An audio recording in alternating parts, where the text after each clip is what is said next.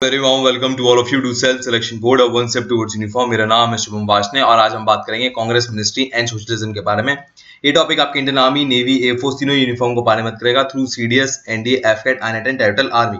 अगर modern history की आपको पूरी प्लेलिस्ट चाहिए तो डिस्क्रिप्शन बॉक्स में आपको उसका लिंक मिल जाएगा। अब हम बात करते हैं अपने टॉपिक की तरफ। देखिए, सिविल डिसोबीडियंस मूवमेंट के बारे में बात कर चुके हैं जो कि 1934 में होके चुका था। अब क्विट इंडिया मूवमेंट आना है जो करीबन 1942 में आएगा, वर्ल्ड वॉर 2 के आसपास। बट अगर आप इन दोनों सालों में देखें तो 10 साल का अंतर है करीबन। अब हमें जानना है इन 10 साल में हुआ क्या ऐसा कि हमें क्विट इंडिया मूवमेंट की जरूरत पड़ गई और 1947 में वो हमारे लिए देश में आजादी ले आया। थर्ड राउंड टेबल कॉन्फ्रेंस होती है, मैंने आपको पहले वाले लेक्चर में बताया था। उसमें दो बड़ी चीजें आती हैं, government of India act 1935 and communal awards. Government of India act 1935 अब हमारे देश का स्ट्रक्चर पूरी तरह से बदल देती है। उसमें क्या होता है, एक होता है प्रोविंसेस, एक होता है प्रिंसली स्टेट। प्रोविंसेस जो होते हैं उनमें अब गवर्नमेंट इलेक्ट होकर आती है, जो इंडियंस इलेक्ट होकर आते हैं अब वो इस प्रोविंसेस को चलाते हैं। जैसे यूनाइटेड प्रोविंसेस या महाराष्ट्र, ये सब जो थे उनको चलाते हैं। इस बारे में बात करेंगे कौन कौन से प्रोविंसेस थे। प्रिंसली स्टेट को राजा ही चला रहे थे। प्रोविंसेस को 3 हिस्सों में बांट दिया गया जिसपे वो कानून बना सकते हैं। एक है federal list, concurrent list and provincial list. Provincial list में तो डायरेक्ट जो प्रोविंस में जो सरकार बन के आई है वो नियम बना सकती है। फेडरल लिस्ट में जो सेंट्रल गवर्नमेंट वहां पर बैठी है वो नियम बना सकती है खाली।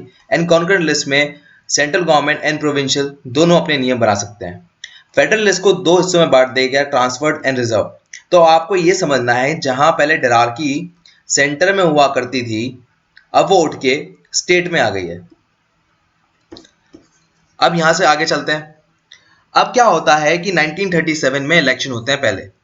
इसमें क्या होता है कि इलेक्शन 11 प्रोविंसेस में होते हैं, ये आपके सारे सामने है। इसमें मुस्लिम लीग बहुत बुरी तरह से हार जाती है और कांग्रेस की बहुत बढ़िया जीत होती है और इस जीत में कांग्रेस 707 सीटें लेकर आ जाती है। कांग्रेस मना कर देती है मुस्लिम लीग के साथ काम करने के लिए। अब ये मुस्लिम लीग के लिए बहुत बड़ा सेटबैक होता है कि कांग्रेस का मानना है यही है कि मुस्लिम लीग कहीं भी मुसलमानों को रिप्रेजेंट नहीं करती और मुस्लिम लीग को इस बात को भूल जाना चाहिए कि वो कहीं भी मुसलमान को रिप्रेजेंट करते भी हैं। मुस्लिम लीग को ये बहुत सेटबैक लगता है। अब वो नेशनलिज्म को छोड़ के इस्लाम को प्रमोट करना ज्यादा पसंद करते हैं क्योंकि उन्हें अपनी पकड़ बनानी है मुसलमानों के बीच में। तो यहाँ पर डिवाइड एंड रूल हमारे अपने लोग ही करना शुरू कर देते हैं और ये कहीं ना कहीं अंग्रेज चाहते थे। कोई बात नहीं, यहाँ से कहानी आगे बढ़ती है। कांग्रेस अब पावर में आ गई थी। प्रोविंसेस में उनको लगा कि अगर हमें अंग्रेजों को दिखाना है कि हम अपने देश को चला सकते हैं तो इससे बढ़िया मौका नहीं मिलेगा और यही मौका है जब हम अपने देश के लोगों की नजर में इज्जत भी कमा सकते हैं। तो उन्होंने कई सारे काम करने शुरू किए। पहला काम, कॉटेज इंडस्ट्री, मतलब जो छोटे छोटे घर में छोटी छोटी फैक्ट्रियां लगी हुई थी उनको प्रमोट करना स्टार्ट किया कि तुम काम करो, तुम बंद नहीं होगे बिकॉज ऑफ इंग्लैंड, जो वहां से गुड्स आ रहे हैं उनके दम पे तुम बंद नहीं होगे। इसमें दूसरी बात थी प्राइमरी एजुकेशन। प्राइमरी एजुकेशन को बहुत प्रमोट किया गया। जो डिप्रेस क्लासेस हैं, हरिजन, उनको आगे उठा के लाया गया जिससे वो आगे बढ़े समाज में। And last is women, women का अपलिफ्टमेंट किया गया जिससे वो समाज में आगे बढ़े। अब इसी बीच एक वर्ड बहुत ट्रेंडिंग पे था, वो था सोशलिज्म। रीजन क्या था, यूएसएसआर का। यूएसएसआर में सोशलिज्म के टर्म पर एक नई सरकार आ चुकी थी। अब यहां पर क्या होना था कि इस सोशलिज्म वर्ड को सबसे पहले कैच किया था भगत सिंह ने और वो साल था करीबन 1925। और अब जब हमारे कांग्रेस के लोग इसे कैच कर रहे हैं तो साल है करीबन 1939। तो बहुत समय बीत चुका है, काफी सारा समय, 10 साल। मतलब भगत सिंह ने इस टर्म को 10 साल पहले ही समझ लिया था कि हमें जरूरत है और कांग्रेस अब इस बात को समझ लिया। अब ये शब्द सोशलिज्म होता क्या है। सोशलिज्म को अगर मैं आपको आम शब्द में बताऊं तो इसका मतलब होता है कि जो आम जनता होती है वो सरकार को बताती है कि हमें क्या चाहिए और फिर सरकार उस चीज को करती है। फॉर एग्जाम्पल, मान लो एक बस चलानी है, तो अगर मान लो कोई प्राइवेट कंपनी है तो अपनी मर्जी से किसी रूट पे बस चलाएगी। बट अगर मान लो गवर्नमेंट चला रही है जो कि जनता के दम पे चलती है, तो जनता बताएगी हमें इस रूट से लेके इस रूट तक बस चाहिए। तो वहां पर टर्म आता है कौन, सोशलिज्म, कि लोगों के अकॉर्डिंग सरकार चलती है और लोगों के भले के लिए चलती है। यहां से आगे बढ़ते हैं। अब पहली बार जब ये कॉइन टर्म हुआ था भगत सिंह के द्वारा तो उन्होंने अपनी पार्टी का नाम बदल दिया था। उनकी पार्टी का नाम था हिंदुस्तान रिपब्लिकन एसोसिएशन, उसको उन्होंने चेंज करके कर दिया हिंदुस्तान रिपब्लिक एसोसिएशन। अब यहां से आगे चलते हैं।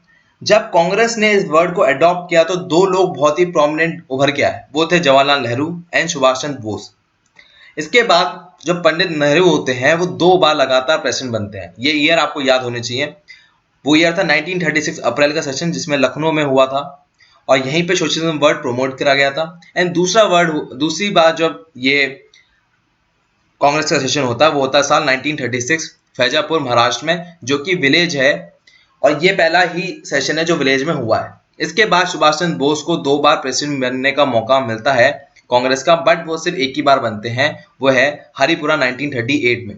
दूसरी बार भी इलेक्ट होते हैं 1939 में, बट वो रिजाइन कर देते हैं क्योंकि गांधी जी चाहते हैं ऐसा, और उनकी जगह बनते हैं राजेंद्र प्रसाद प्रेसिडेंट कांग्रेस के उस टाइम। और इसके बाद सुभाष चंद्र बोस एक नई तरह की पार्टी शुरू करते हैं जिसे हम कहते हैं फॉरवर्ड ब्लॉक। अब वो कहीं ना कहीं ऐसा होगा जैसे 1857 का रिवोल्ट करते थे ना, कि भाई एकदम से हमला कर दो और पूरी अंग्रेज सरकार को हटा दो, वैसे ही वो कुछ करना चाहते हैं इस फॉरवर्ड ब्लॉक के साथ। अब 1939 में वर्ल्ड वॉर सेकेंड स्टार्ट हो जाती है। इंडिया से पूछा नहीं जाता कि आपको वर्ल्ड वॉर में पार्ट लेना है, अंग्रेज अपनी ही मर्जी से इंडिया को उसमें धकेल देते हैं। कांग्रेस के जो मिनिस्टर्स होते हैं वो अपनी जगह से रिजाइन कर देते हैं इसके विद्रोह में। अब यहां से स्टार्ट होता है क्विट इंडिया मूवमेंट।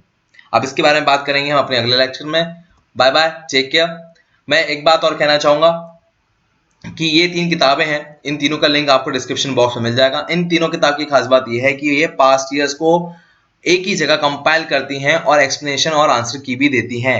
ये आपको मदद करती हैं यूपीएससी के पैटर्न को समझने में। तो मैं कहूँगा इनमें से कोई एक किताब आपके पास होनी चाहिए, इससे आप प्रैक्टिस करिए। तीनों ही काफ़ी अच्छी किताब हैं। तो मैं लेता हूँ आपसे विदा। ये आपको पता ही है, वीडियो ज़्यादा अच्छी लग गई हो तो खाने पे इन्वाइट कर लीजिएगा। मेरे लिए कोई मैसेज हो #वॉचिंग करके कमेंट बॉक्स में डाल दीजिएगा। Jai Hind, take care, bye bye.